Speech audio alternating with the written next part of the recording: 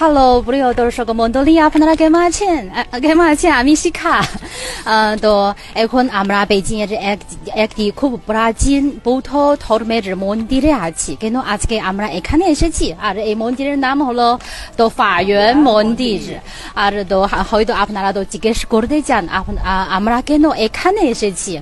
তো কারণ তো 1924 সালে তো আমাদের বিশ্বকবি রবীন্দ্রনাথ ঠাকুর তো চীন সফরের সময় এই মন্দির পরিদর্শন করেছেন এবং চীনের সাহিত্য মহলের বিখ্যাত ব্যক্তিদের সঙ্গে এখানে একটি তো কবিতা আবৃত্তির তো সভায় অংশ নিয়েছেন।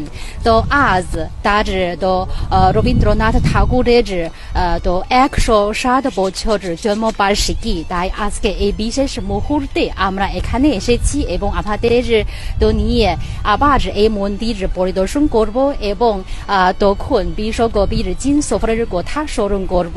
তাহলে প্রথমে তো আপনাদের শোনাবো তার একটি কবিতা।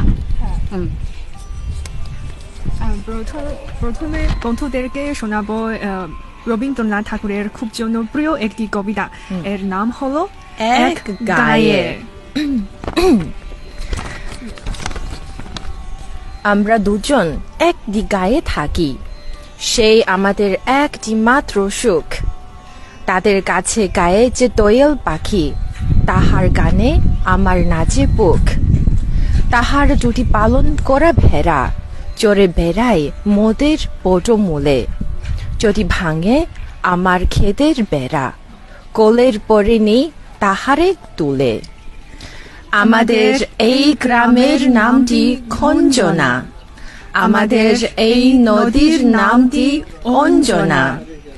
আমার নাম তো জানে গায়ের 5 জনে, আমাদের সেই তাহার নামটি রঞ্জনা। দুটি বাড়ায় বড়ই কাছাকাছি, মাঝে শুধু একটি মাঠের ভাগ। তাদের বনের অনেক মধুমাছি, মোদের বনে বাঁধা মধুর চাক। তাদের খাদে পূজার জবা মালা ভেসে আসে মোদের বাঁধা খাদে। তাদের বড়র কুসুম ফুলের দানা বেঁচে আসে মোদের পাড়ার হাটে। আমাদের এই গ্রামের নামটি খঞ্জনা, আমাদের এই নদীর নামটি অঞ্জনা। আমার নাম তো জানে গায়ের 5 জনে, আমাদের সেই তাহার নামটি রঞ্জনা। আমাদের এই গ্রামের গলি পড়ে আমের বলে ভরে আমের বন।